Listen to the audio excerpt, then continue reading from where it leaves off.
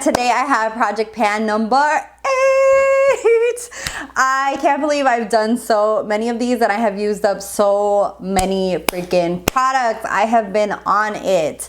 Anyways, I wanted to go ahead and show you guys what my progress is right now and let you guys know some of the products that I'm going to be rolling in and rolling out.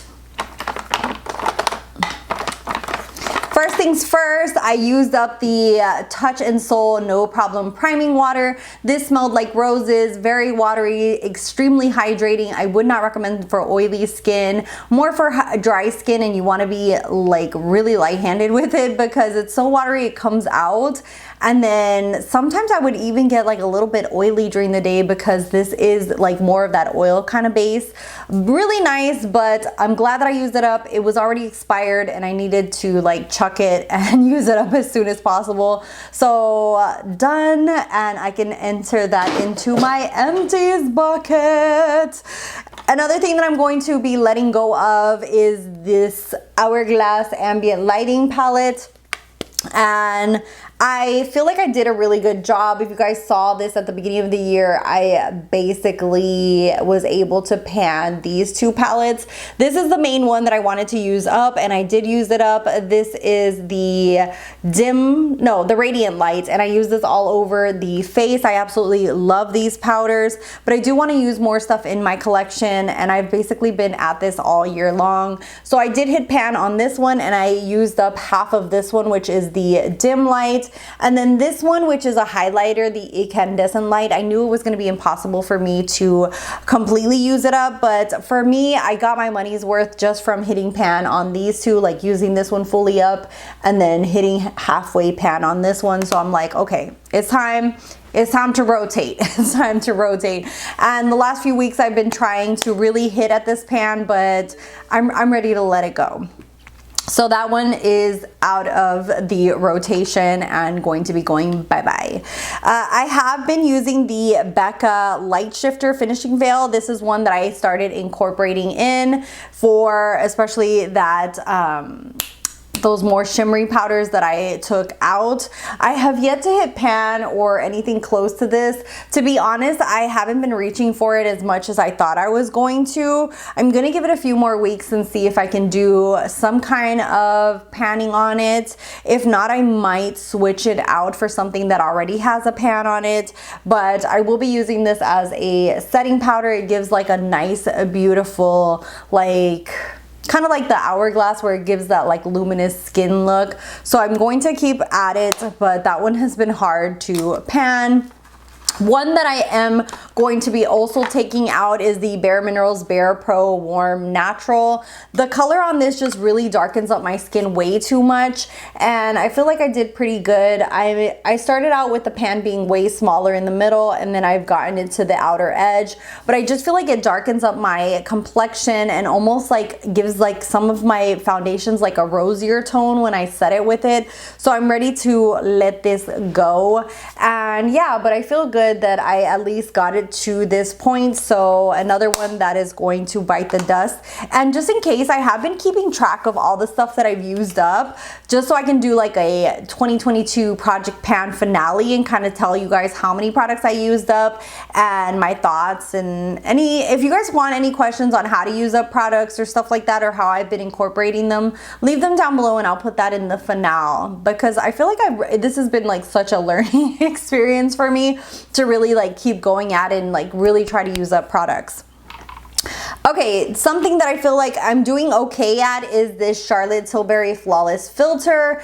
I started off with it here in the black. This was my last update and this is where it's at right now. This you don't need a lot of, so it's been like a primer that I've been using every morning to give like luminosity to my skin. I think I might start using this by itself as well and see if that helps me use it up a little bit faster, because I don't wear makeup every single day. I only mainly wear makeup if I film or if I am going to work. So I'm going to try to really like hit at it a little bit harder, but I do absolutely love this. This gives just that luminosity to the skin. I do use the shade number 4, and I really love the way this pairs with foundations and just gives them more of that beautiful youthful look to the foundation.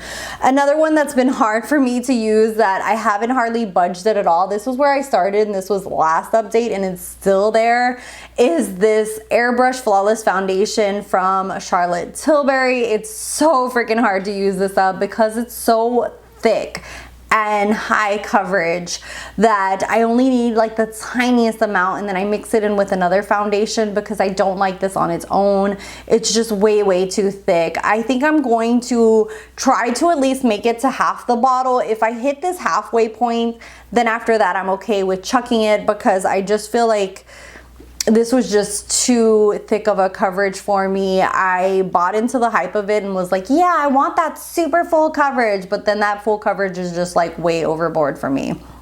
And then the last two things are the Pretty Fresh. This is where I started up here. This is where I'm at this update. I really like this. It gives a lot of nice hydration to the skin. I don't think I would repurchase just because I have so many others. It's just like a nice hydrating mist. It doesn't have like anything wowing to me. Next up is the Dewy set. I don't know if I mentioned this, but I also incorporated this into my project pan. This is where I started and this is where I'm at. I feel like I'm gonna go through this like nobody's business.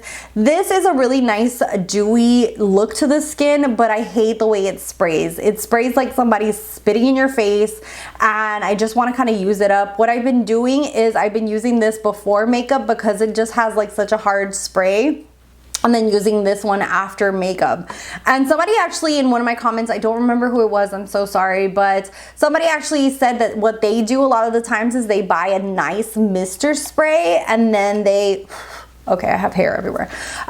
They buy a nice misting spray and then they pour, you know, whatever they want into that and then use that for their face. If you guys have any recommendations or a link to an Amazon one, let me know down below, because I rather prefer something that mists like, you know, like more softly like this one than compared to this one. Hopefully you guys will see this. It like, I don't know, it just like, it leaves like droplets on my skin sometimes, and I hate that. That's why I hate using this one after makeup, because I have to like literally like pat it into the skin. If not, it will leave like droplets, and then those droplets will dry and you can actually like see them on your makeup. So do not like that about this. But that is the majority of the face products. And then the last one is primers. So for primers, since I used up the Touch and Soul, I'm going to be rotating these two in. This is from Hangover Good to Go from Too Faced.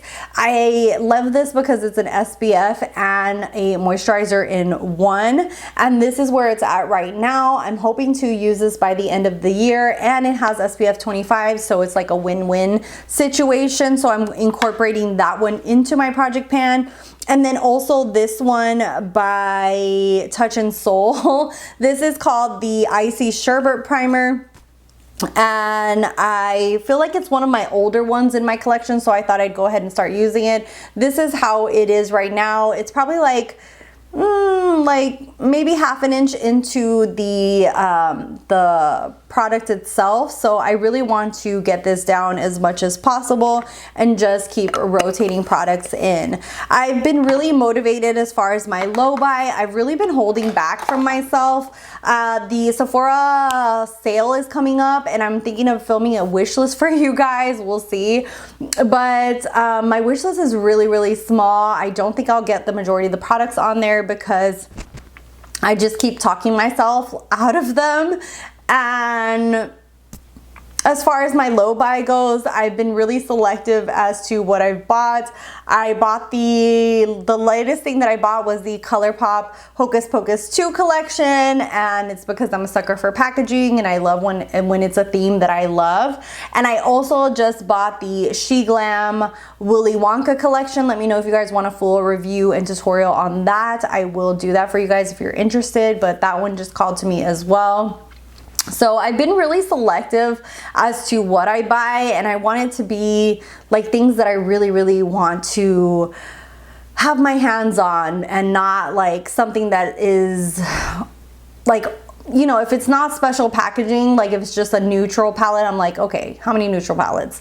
You know what I mean? So I'm trying to really overthink before purchasing and not just go for the FOMO of it all. Anyways, let me know how you guys are doing on your project pan. If you have a project pan, let me know down below and I'll go watch it. Also, if you're on a low buy or no buy, how are you doing now that we're, you know, entering like the, you know, winter season, that all these like gift sets are coming out and stuff like that. I'd love to hear from you down below.